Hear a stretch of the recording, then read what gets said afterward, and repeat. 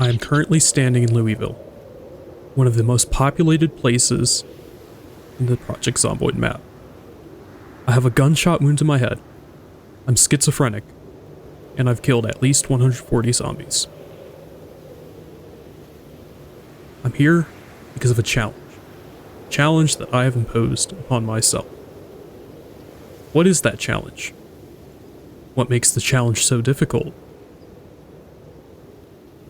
And how do you even play this game? Let's start with that last question. How do I play the game? Well, luckily for you, that's an easy one to answer. You open up the game, you go to solo to play alone, host if you want to make a game where your friends can join, or you go to join if you want to join a multiplayer server.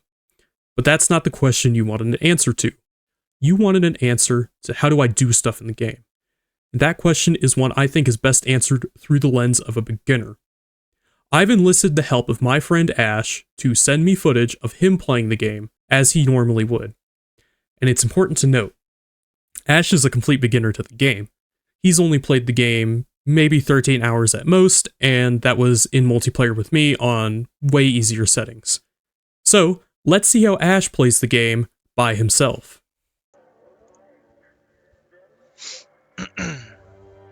Hello, my name is Ashe, and as I assume you have heard, I am one of Lawlex's friends. Been friends with him for a long time, and I'm here to show you some gameplay of Project Zomboid from my point of view. I've only played this game a little bit with Lawlex. Last time that I played was back in 2022.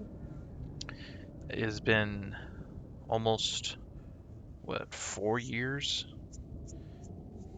So, I've completely forgotten how to play this game. So, without further ado, let's get in. Do you want to do the tutorial? Nah, I'm a gamer. I got this. Yeah, let's just do mole draw. Let's see. If I'll be honest, since whenever I play like D&D and stuff, we have like these like introductory things where we just do a one shot. So you just choose a hobby and profession. Usually I go with like fire officer, police officer, or like park ranger. So for this one I'll go park ranger. I could definitely see that being a nice thing, considering you get carpentry, forging, and trapping. Alright, so we have traits. Oh boy. So Ashe actually ends up looking through all of the traits here, one by one, and this is what he had to say in terms of how he understood the traits after looking through literally every single trait in the game. Alright, let's just pick a random one to see what it does. Point spent. Oh, you can't. Oh, you need to balance them out. Okay. So it's just like RimWorld. You have to balance out your stuff. Okay. So what do we got? So with this new understanding of traits, Ashe ends up selecting Deaf, Sleepyhead, All Thumbs, Short-Sighted, and Sunday Driver for his negative traits, while for his positive traits, he ends up selecting Cat's Eyes, Fast Reader, Brave, Inconspicuous, and Lucky.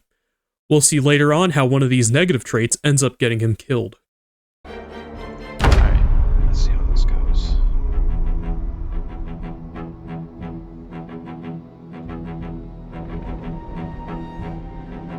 So I'm probably gonna have to look at the controls again, so I can look at some stuff. Let's see how this goes.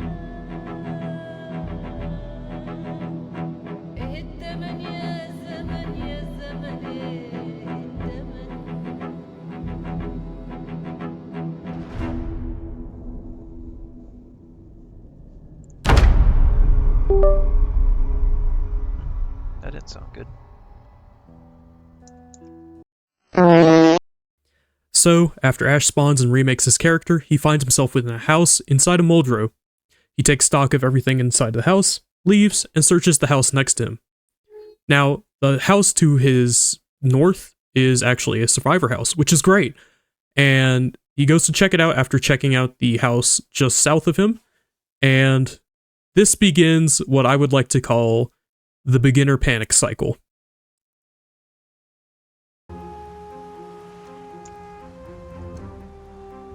Wow. That's a large group of them right there.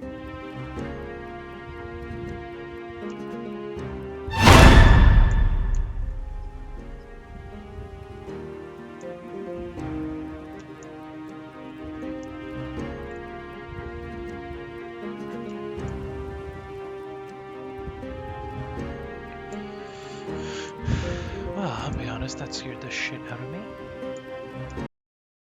So, after getting jump scared, Ashe runs away from his starting point, which is actually a relatively safe point this early in the game. Now keep in mind, he's running. This will become an important aspect later.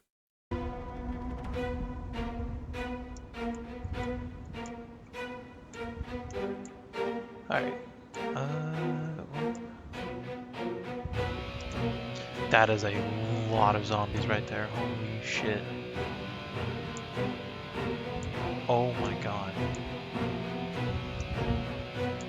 Wow. Alright. Alright. Well, holy shit.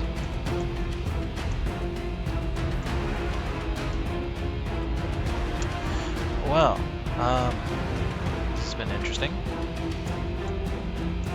That is so many. Why is there this many? This is where Ashe begins to panic, not just in-game, but in real life. You see, panicking is something that happens in-game whenever you see a large horde of zombies, or get jump scared, or something like that. But there's nothing quite like real-life panic, and that's where the real beginner panic cycle begins. Ashe ends up running all the way from his starting home to the wood line just off the highway of Muldrow.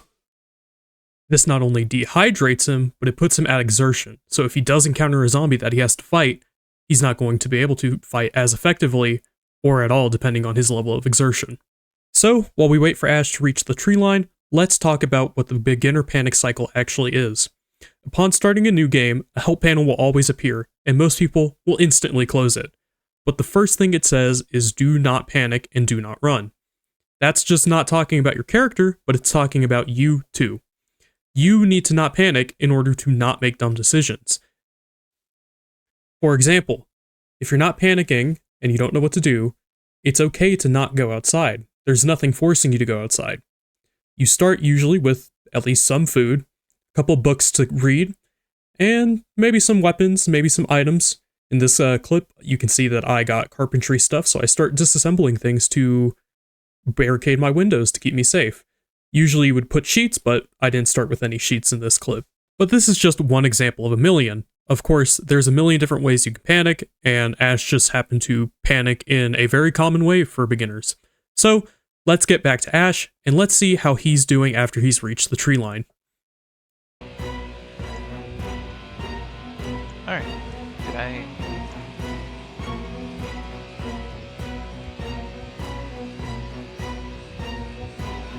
Alright, I think I did.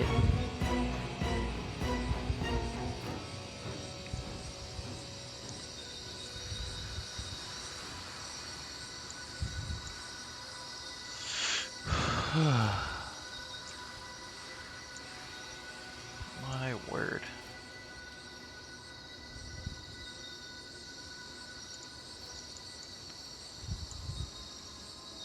I have no idea where I am at.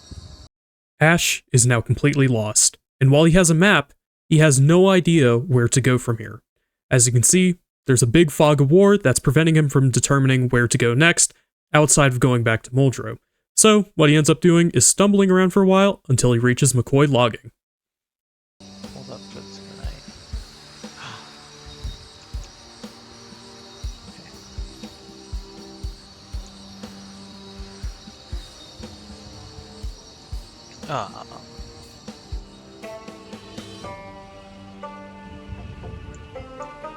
Oh yeah. Dude, there's... Ashe actually does a lot of right things here. and begins searching through McCoy logging, not by running around and panicking that he has this huge area to search, but in a careful manner because he doesn't know if there's zombies in here. So he decides to take it slow, look around, and really consider what he's doing. And that's something that you really want to do. The slower you go, the more success you'll find.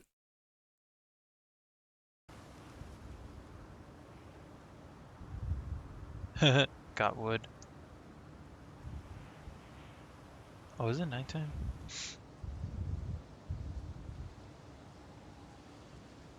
Well, this seems like a relatively safe place. I haven't seen many interlopers around. So, as you heard, Ashe decided that this was a relatively safe place to be. And he's right.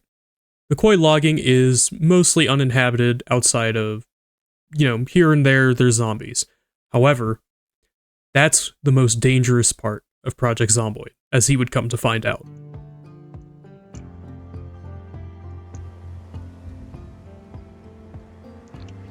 Alright.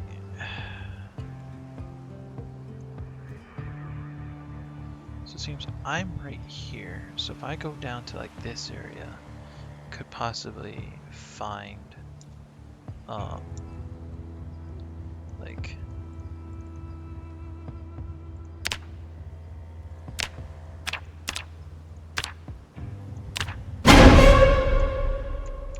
oh god damn it.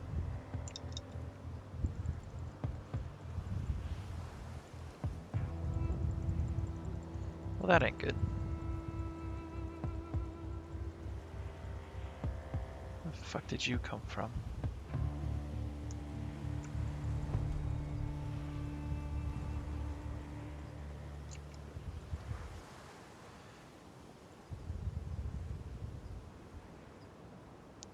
Oh, is it because it's nighttime?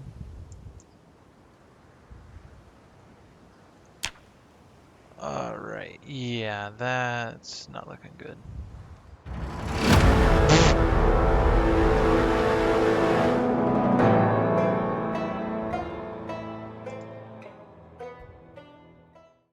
Ashe ends up dying due to his deaf trait.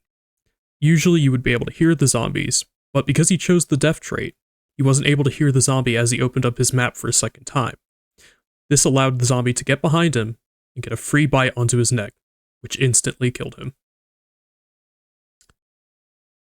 Project Zomboid can be an extremely difficult game for beginners. Ashe's run shows us that, and even just misreading one trait or misunderstanding the value of hearing can totally ruin your run. Even traits like Sleepyhead or Sunday Driver, while their effects might seem innocuous, can end up killing you in the long run, if not even the short run, depending on if you encounter a vehicle or if your character simply just gets tired. But as time goes on and you play more and more and you do more runs, the game starts to become easier because you learn more. Things like High Thirst or Smoker easily become free points for you to become, quite frankly, overpowered in such a short amount of time, even right from the get-go in some cases. And slowly, over time, it stops being the zombies that kills you. Things like starvation, thirst, sickness, falling off your second floor of your base that you're building by yourself. It's things like that. And quite frankly, it gets boring. Over time, you die less and less, and you spend most of your days just watching your character do menial tasks. And you need something to bring life back into the game. That's where challenge runs come in.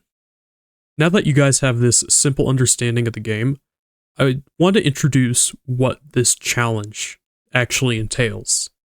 I've gone ahead and listed all the modifications I've made to the game in order to make it harder on screen here if you want to follow along, but here they are as follows.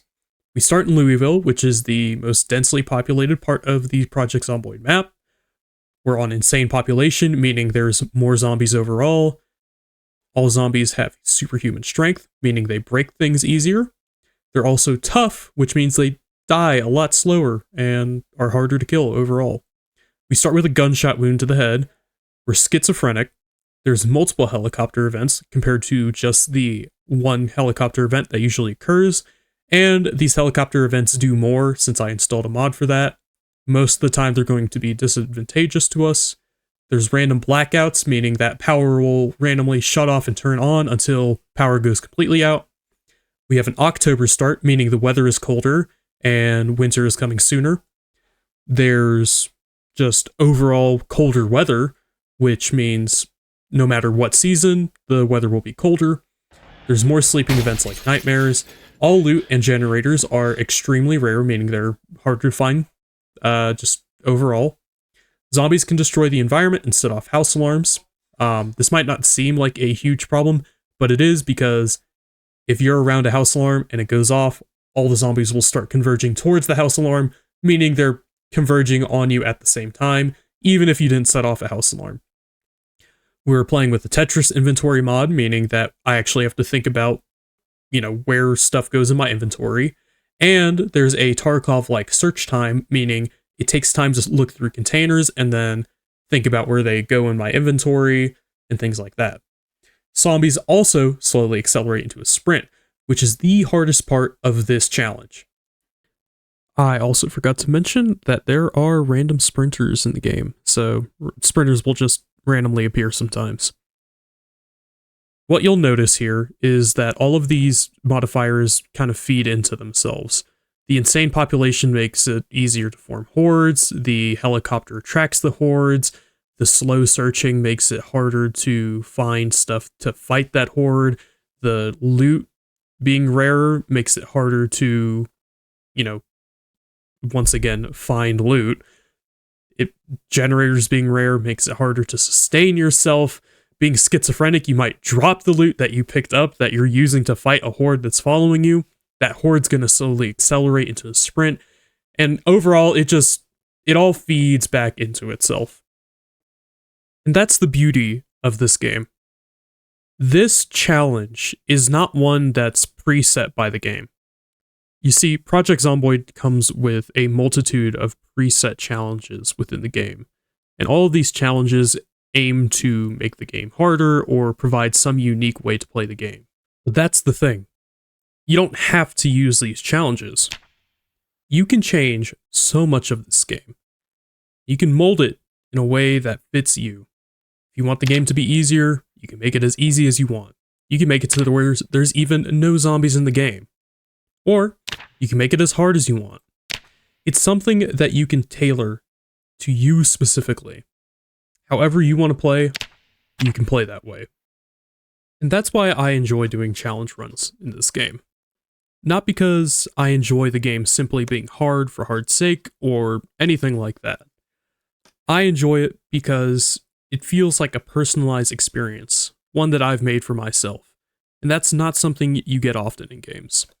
Sure, some games might have more replayability value on their own, but it's hard to find one that you can tailor to yourself so that you always feel like a beginner again, when the game is most fun. That's why this game is amazing. So, if you've been interested in playing Project Zomboid at all, consider this a sign to play the game. The game's only $20 on Steam, and you can get 4 copies of it for you and 3 other friends for $60. It saves about $20, so I'd say it's a pretty good deal. I want to thank you guys for all watching me ramble about this game that I really like. I probably would have done a similar thing with Helldivers had the game, not done what it did. This is very different from the usual style of video I upload, which is just whatever random thing my mind can come up with. This wasn't a scripted video at all. I just kind of had it all thought out in my head and tried to speak from the heart. I really do like Project Zomboid. I do play it a lot, and this challenge run really might not seem like a challenge to some more experienced players, but it's a challenge for me. It's kind of a hard challenge for me. But yeah, thank you guys for watching, and we'll see if I make another one of these.